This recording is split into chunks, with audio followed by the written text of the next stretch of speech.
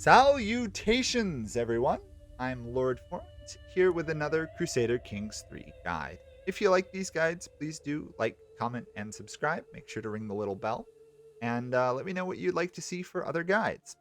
So for this guide, we'll be covering Counselor Management. This is something that's been a surprisingly highly requested thing.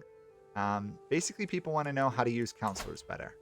So we'll just do a quick rundown of how to use these 6 people. First off, the spouse here, by and large, you're going to want them on assist ruler.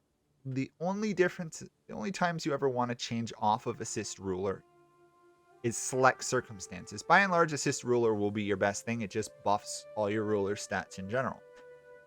You may want to change it off of that to shore up a weakness of your ruler here. So say our ruler, this is a great example. He has no intrigue. If we were to switch the wife to intrigue, it would now give him 2, which is still really awful. But it would help. He also is not that great at martial skill. If we make for help, now all of a sudden his level will be significantly higher. This is very useful if your ruler is terrible at diplomacy to try and make people like you a little bit better. Ruler martial skill is really key to how many levies you have and how strong your vassals think you are.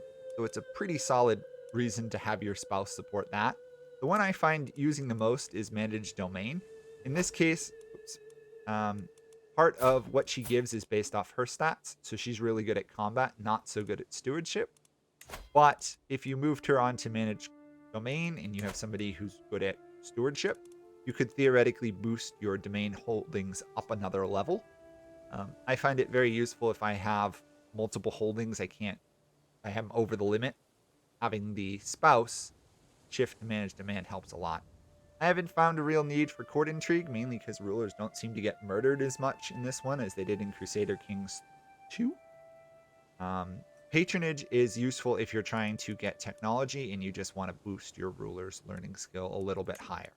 Now, the queen is the most complex one, so we'll go much faster through the other ones. Your priest, archbishop in this case, you use fabricate claim to get claims if you want to expand. I find usually you don't really need that many of this. It's useful if you're in a larger realm and you're like a duke in one of these other Catholic kingdoms to slowly expand or as a count to expand. Not as useful once you get to the ruler level, but still has its uses. But the main use of the priest you're going to be doing is converting faith. Basically, you want to keep all your lands one religion. So in this case, I started out as Scotland here, and we're working on converting Ireland. That's pretty much what the priest does all the time. Maintain religious unity. Religious relations haven't found a great use there, mainly because there's not a ton of Catholic theocratic rulers, but it would help your relation with the Pope, basically.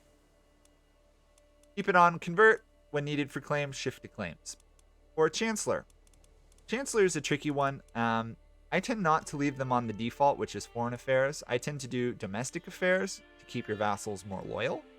It's also got a chance of changing feudal contracts in your favor, which is much easier than trying to manage hooks, manipulations, or risk tyranny, forcing changes.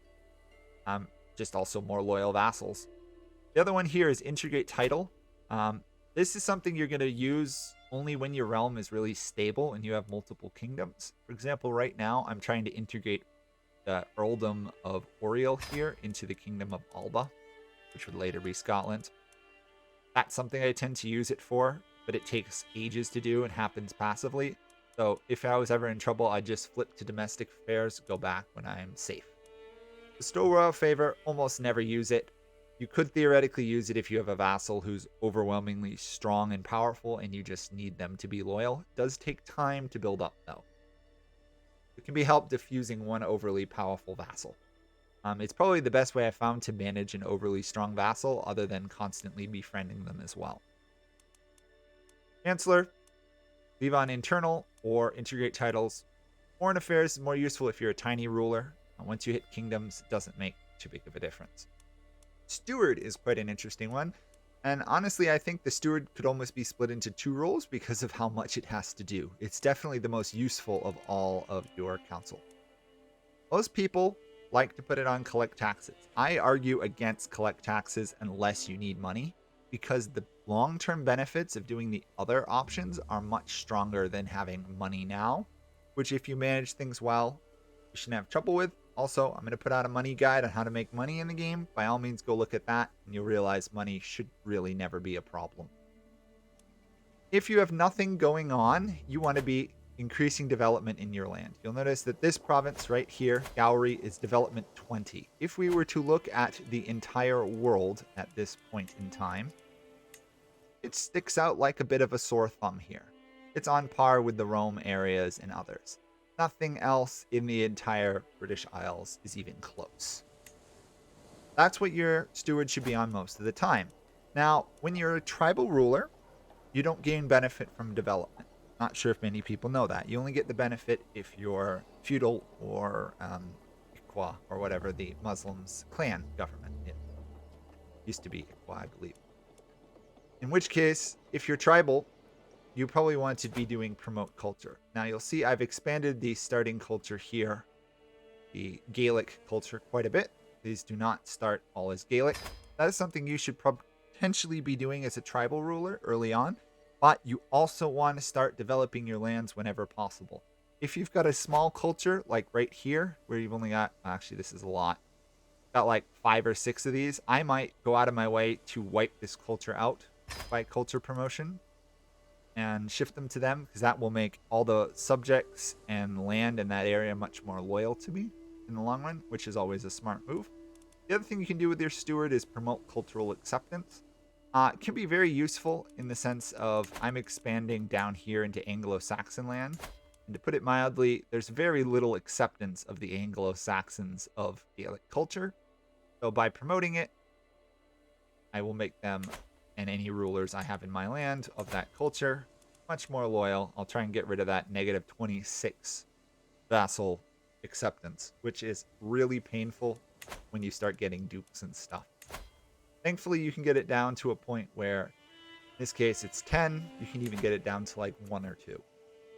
Overall, though, I find promoting culture usually better than promoting cultural acceptance, but it's up to you, and it works really well promoting culture within culture groups. For example, these are all sort of the similar culture. If we look at it, say, I think it, yeah, here we go. Acceptance baseline, culture same, share the same heritage, language, and religion. It makes it much easier to gain cultural acceptance. So if you're in Germany, for example, all the German cultures tend to get along pretty well together. So that might be worth promoting it there. Not so much useful if I was, say, Gaelic and I was trying to deal with the Greeks.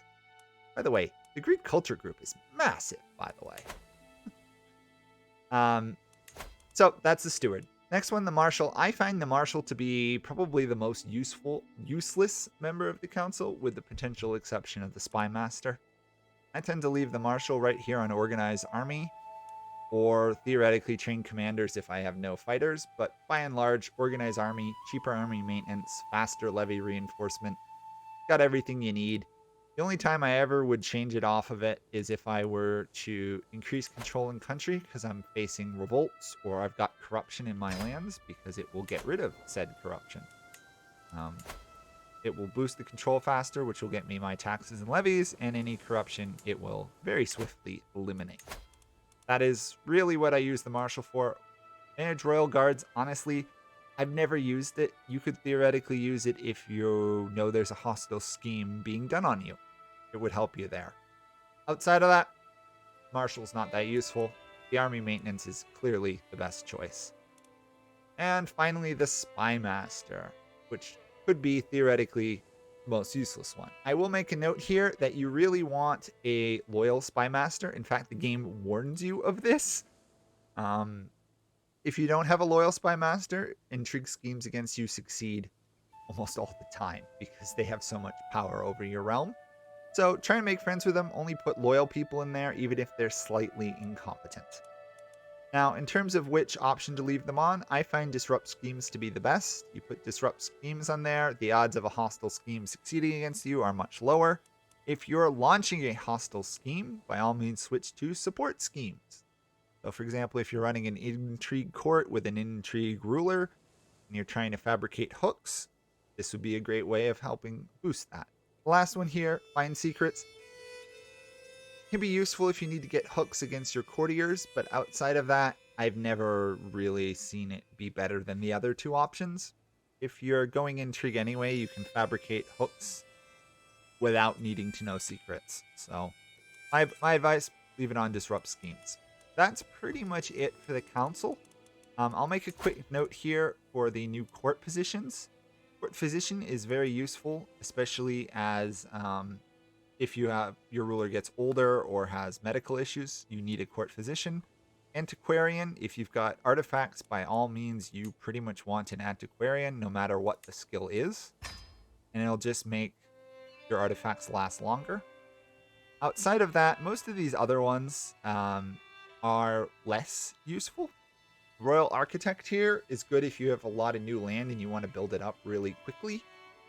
30% cheaper construction stacked on top of the stewardship tree options of like cutting cornerstones and professional workforce. That could be like negative 60% construction time.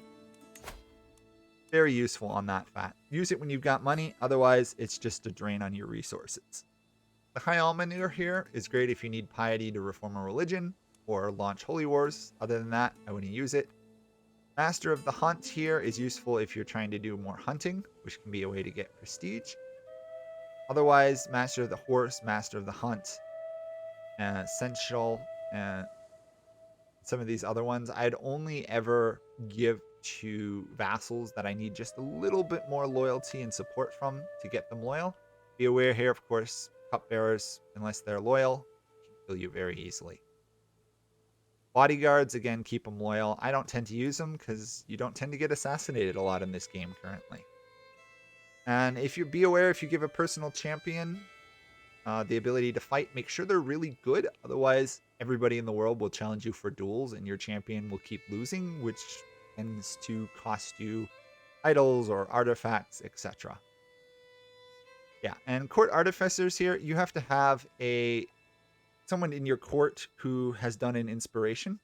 So basically, if you periodically inspire people who show up at your court, hire them to your court before you fund their inspiration, and then afterwards you can put them here as a court artificer, and they have a chance to become inspired again. My advice, only do it with people considered masters or extremely well qualified. Don't go for anybody who's incompetent or bad. Executioner, you really need a good reason to have them work for you.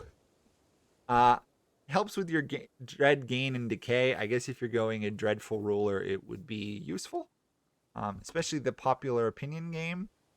But I've never found it to be something you need to use. That's kind of it. So that is counselor management and to some degree courtier management. Hopefully this has helped you. Again, if you liked it, like, subscribe, comment, please, all of that. And check out my other Crusader Kings 3 guides and other guides and Let's Plays. Thank you guys all for watching. Bye for now.